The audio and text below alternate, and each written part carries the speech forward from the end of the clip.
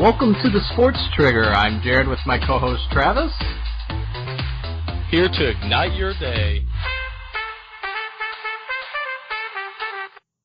Hello everyone, and welcome to the Sports Trigger podcast, where today we're trying to get paid. Travis, do you like getting paid? I love getting paid. Well, you know what? It seems like a lot of athletes feel like they need to be paid a little bit more, and so that's why today's topic, our discussion is going to be over pay for play and whether athletes deserve more money, and college sports just in general. So when we're looking at this, you know, there's a lot of chatter from college athletes saying, oh, we don't have enough money to eat, we don't get enough money outside of our full-time scholarship because we can't go work part-time jobs. So Travis, are athletes worth more money? Jared, it's a great question, and, you know, thinking about this topic, I think it should be renamed to Show Me the Money, because, I mean, that's just what these athletes are wanting, right? They just want more money, and they're not fine with their scholarship money that they're getting. And I think that there's definitely a change that can be made in order to help this situation out. What but change? It's definitely something. So for me, I think that the scholarship needs to be reevaluated. How much scholarship money is given to the athlete? And I think that, you know, a lot of different considerations are taken into place, like cost of living and maybe extracurricular activities. And I think that there needs to be a limit to what can be increased. Maybe like $5,000 in my mind would be more than enough. Okay. But with the athletes these days, I think they want more than that. But in my mind, I think that would be a good quick fix for this situation. So, you know, a lot of these athletes, if they're on full ride scholarships at D1 schools, you know, you could take a full ride scholarship, tuition, room and board, all that, and it's going to equal probably well over $100,000. So that's a huge chunk of money, and that's a chunk of money that every other student in college is taking out loans for if their parents can't pony up the cash.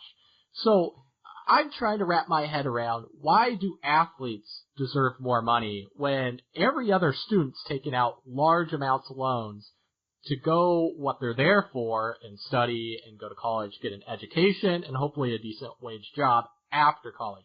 So I feel like a lot of this is athletes are just built up on this pedestal and this probably starts back in high school.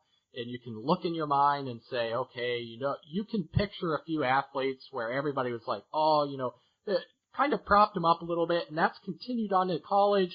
And I feel like that's where their worth of, hey, we deserve more. We need more of this money. And I feel like that's a big issue there. Now, since they can't work off to the side and make more money, okay, I'm all right with maybe an extra $1,000 or $2 to help them out with food, gas. If they're having those issues, then that's a legitimate concern.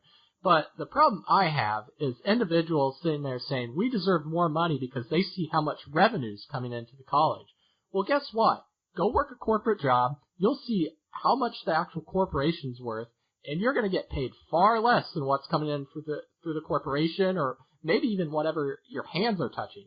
So Travis, do you think a lot of it is because these athletes are being propped up higher that they feel like, hey, I deserve a lot more? Or do you actually think they should be getting a share of revenue?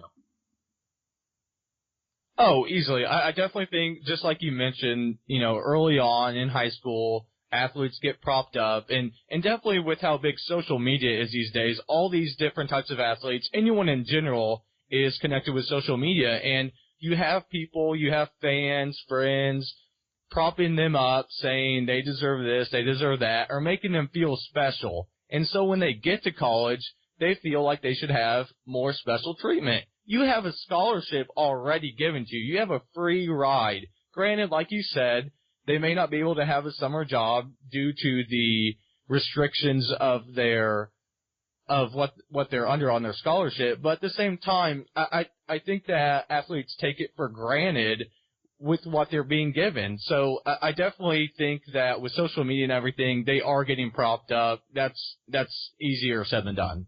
Yeah, so here's my solution the way I look at it. You know, an athlete can come in, sign on the dotted line for their full ride scholarship. They can't accept any other money. They can't sit there and complain, say, hey, I need more of this, I need more of that. Or you can completely turn down the college scholarship. Don't sign on the dotted line, and the NCAA should let them make money however they want to, accept money from whoever they want to, and, potentially if the college wants to use their jersey in sales, then they get a cut out of that. Well, the caveat is, probably one, the college just won't use that individual's jersey unless it's like a Deshaun Watson or something like that. And on the flip side, only about 2% of college athletes are probably even going to make money worth turning down the scholarship. Then you're left down to like the Deshaun Watsons making money where it actually be worth their while going signing autographs and all those things, where you're going to have a lot of the majority of people who are like, oh yeah, I'm worth all this money. They don't sign the dotted line, and then they're going to end up making a lot less than what their scholarship was worth. So, easy, simple fix. Leave it up to the athlete. Now, do you think that's right? And do you think that's a permanent solution with what you're suggesting? Because it seems like even if there is a solution that's offered to where these athletes do get more money, they're just going to come back and want more money because they're like, okay, well, hey, they're giving us a little bit of leeway. Why don't we take more advantage and ask for more? Well, to be honest, the best permanent fix would be no scholarships offered to athletes and just let them take whatever money. And the NCAA shouldn't even be a part of the oversight committee. You have a Colorado punter who's making YouTube videos where everybody wants to watch. He's eligible to make money, and the NCAA is going to rule on that. I don't think they've actually had a ruling yet on that.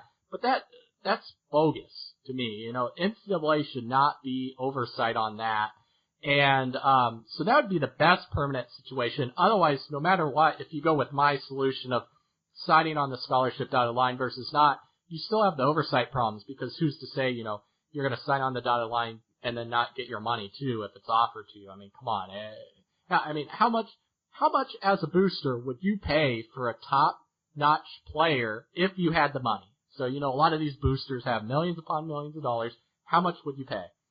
I'd pay a good amount of money. I would pay, $20,000 plus dollars. I definitely think, especially for $20,000, especially for your alma mater. It just depends. If you're a higher program, then you're going to want a better quality athlete. So I could easily see a booster paying that amount of money. Yeah, and so you know what? That $20,000 might not even make up tuition for some schools. So even if you have a booster willing to pay that much, then you might not. You might not really eclipse what you'd be making with tuition. So, anyway, thanks a lot for listening to today's episode on Pay for Play. I hope you all have a great day, and until next time, signing out.